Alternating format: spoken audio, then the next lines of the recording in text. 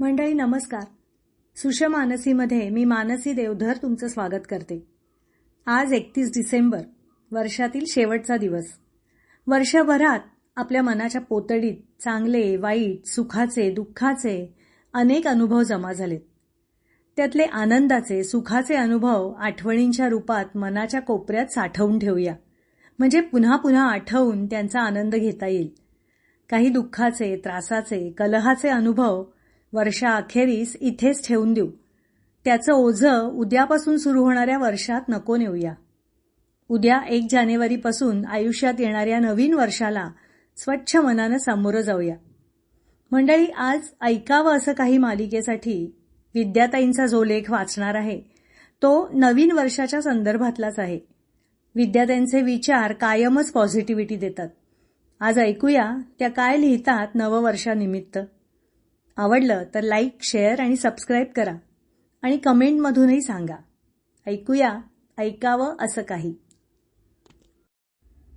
मुक्त चिंतन, नाताळ व नववर्षारंभ. लेखिका विद्या श्रीराम काणे, नागपूर. अभिवाचन मानसी देवधर. नेमेची येतो मग पावसाळा. या धर्तीवर नाताळ व पाठोपाठ येणाऱ्या नववर्षाचे स्वागत यांच्याविषयीच्या चर्चांना उधाण येतं. वृत्तपत्र, टीव्ही चॅनल्स यावर लेख, परिसंवाद यांची धुमाळी सुरू होते. मनात विचार आला, खरंच इतकं चरवण करायची जरुरी आहे का? काही गोष्टी पटल्या तर कराव्यात, नाहीतर चक्क दुर्लक्ष करावं. फार लक्ष दिल्यानं महत्त्व मात्र वाढतं.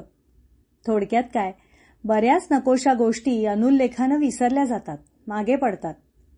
सण, उत्सव हे एकत्र येण्याचे प्रयोजन असावं, न की तेढ उत्पन्न करणारे.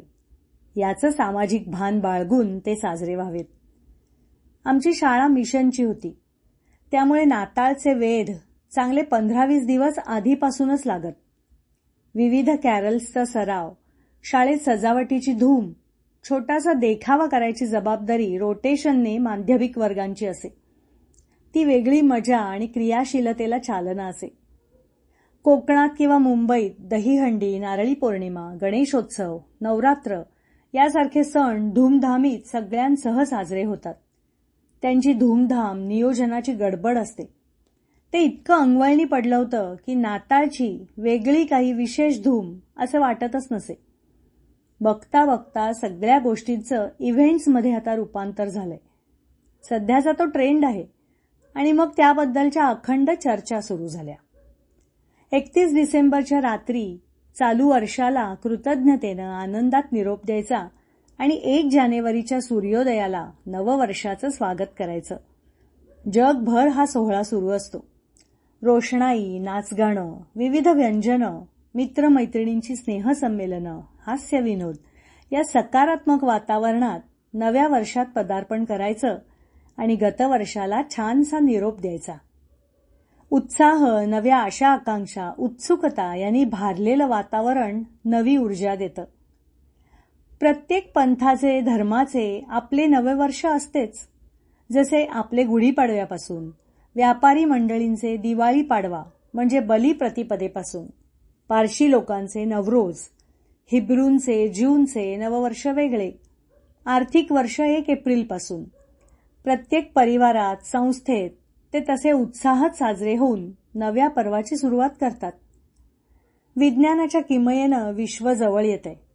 मोठ्या प्रमाणात जागतिकीकरण, सोशल मीडिया, दूरसंचार पद्धती, दळणवळणाची साधनं यांनी जग बांधलं गेलंय. चांगल्या व वाईट गोष्टींचे परिणाम सर्वत्र कमी जास्त प्रमाणात पण एकाच वेळी जाणवू लागलेत. सुलभ चलनवलन, व्यवहार यासाठी एक नववर्षारंभ आवश्यकच आहे.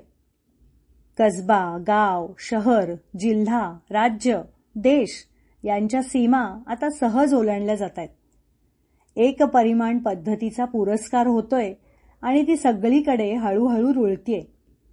अशा पार्श्वभूमीवर आता 1 जानेवारीला नववर्षारंभ जगभर मान्य झाले. त्याचं स्वागतही उत्साहात व्हायला हवं ना. उत्साह व उन्माद यांची गल्लत होता कामा नये.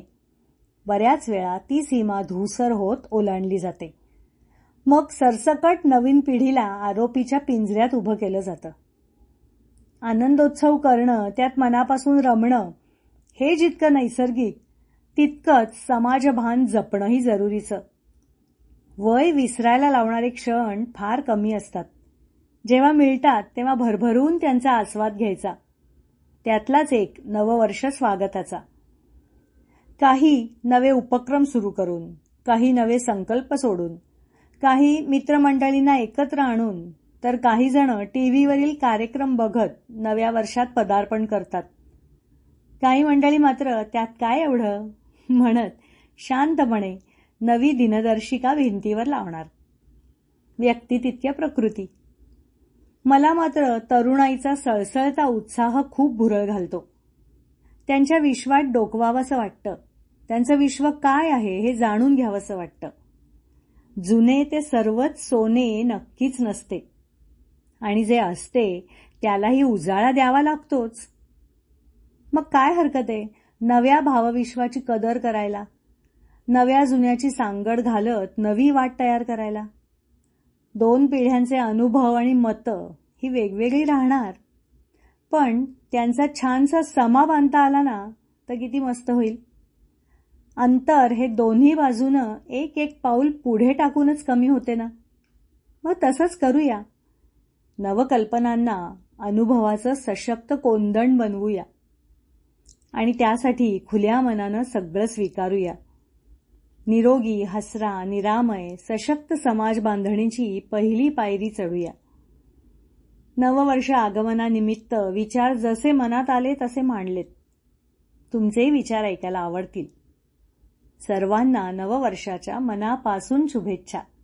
धन्यवाद.